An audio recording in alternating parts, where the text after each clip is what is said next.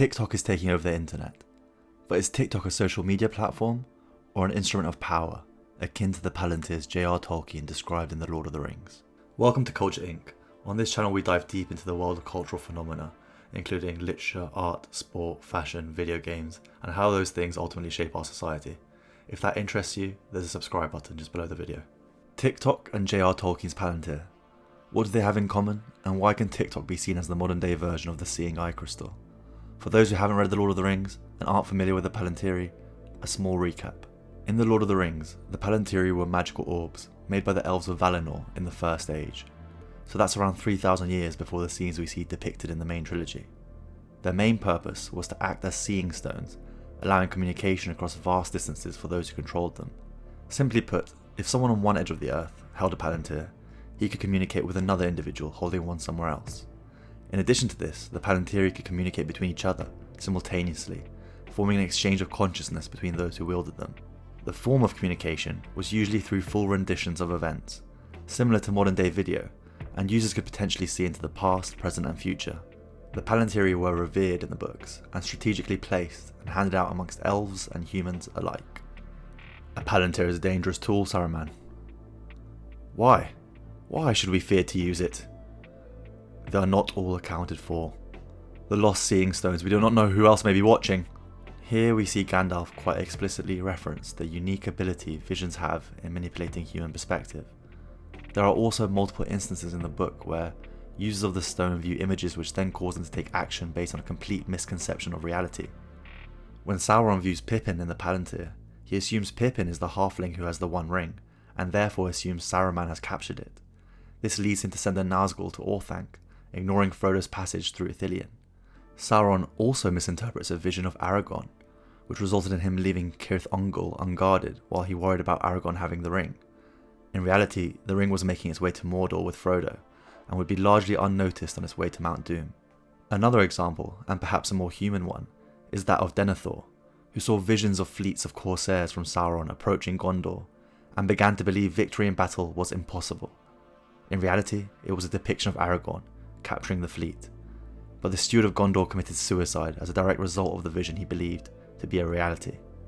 With these examples, it feels like Tolkien was warning us of two very different issues that the Palantir could cause. Initially, it seems that Sauron or anyone with great power could dominate a weaker user through the stone, which was the experience of Pippin Took and Saruman.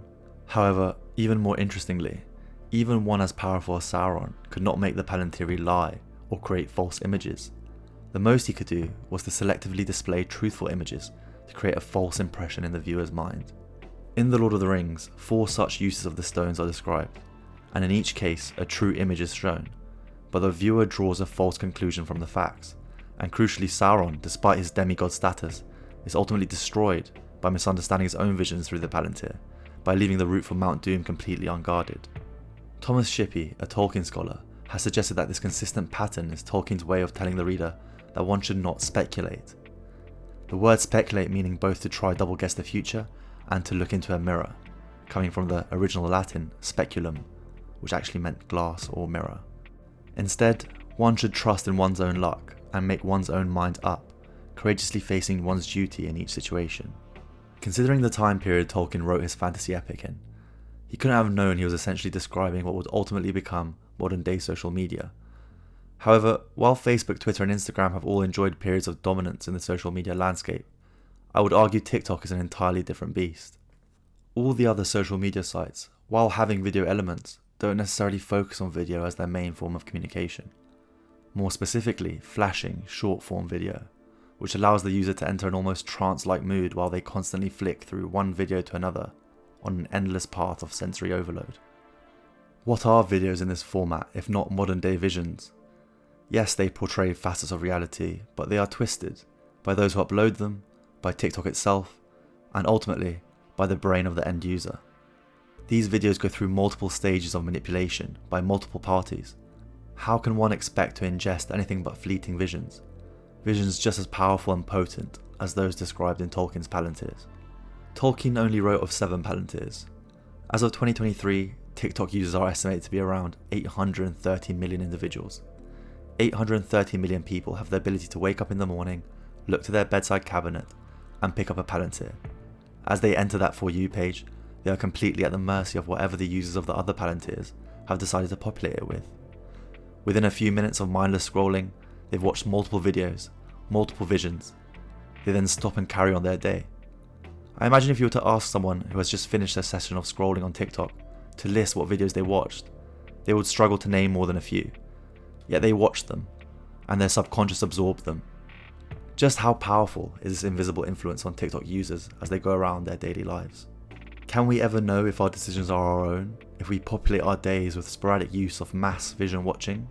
Tolkien predicted one more crucial element to the Palantirs. They weren't all made equal. There was one Master Stone. This stone in the books is only briefly mentioned, and we don't know much about it, but the use of the word Master itself within Lord of the Rings has huge significance. The ring itself can be viewed as the Master Ring, enabling Sauron to control all the other rings he forged and gave out. I would argue it would be in keeping with Tolkien's mythos to assume the Master Palantir might have had the same abilities. Coming back to the modern day, it is clear not all TikTok accounts are made equal. The invisible hand of the algorithm guides what visions you see, regardless of how many visions people create. The Master Stone here is the TikTok algorithm itself. TikTok has the power to shape cultural trends and influence the behaviour of its users, just as the Palantir had the power to influence the decisions of those who used it. With its vast reach and user base, TikTok has the ability to create and popularise trends that can quickly spread across the globe. This has led to some concerns about the potential for the app to be used for malicious purposes, such as spreading misinformation or influencing political opinions. Spreading misinformation and political opinions isn't too far away from what the Palantirs were doing within Lord of the Rings. The algorithm itself is also a weird self-fulfilling prophecy. It will tailor and adjust itself constantly to make sure it shows you what it thinks you want to see. But how does one ever know what they want to see? Is what we want the same as what we should watch? If the options shown to us are already controlled, is there ever true personalization? Or are we being shown feeds which are a clumsy result of a mental handshake between our own vulnerable brains of flesh and TikTok's cold metallic calculations? There is something odd about the way the TikTok algorithm works that lends itself to the sentiment of horoscope nature. A vague emotional video, if shown to you at the right time, turns into something that feels really specific to your situation, like you were meant to see it.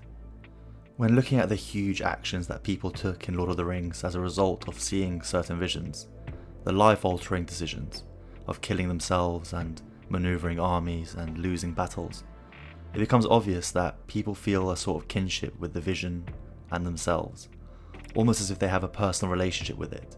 They were meant to see it, only they can understand it, and therefore it must be true, at least in a sense. I would argue in the modern world, TikTok is similarly powerful, and the kinds of videos people see on a daily basis are inevitably going to be influencing their daily habits and things that they do on a conscious and subconscious level. They are the Palantirs of the modern time, just extrapolated across a terrifying scale. This rapid evolution of how we see visions in the modern world isn't slowing down, it's only getting faster, bigger, and more potent. In more recent times, the TikTok CEO had to testify before Congress as they shared security concerns about the app. However, it feels like maybe their concern is misplaced. While there might be security concerns in regards to who owns the app and what kind of governments are involved within it, I feel like the individual level of influence that TikTok has across people is what we should really be focusing on. Thank you for watching. I hope you enjoyed this comparison between the Palantirs and modern day technology through TikTok. It was something that came to my mind straight away as soon as I saw the rise of TikTok and having used it myself at length. I mean, I actually really enjoy using it. I use it all the time, but it's one of those things, it feels like junk food for the mind, and I'm sure it's having an effect on me that I can't really put into words or really understand at this point.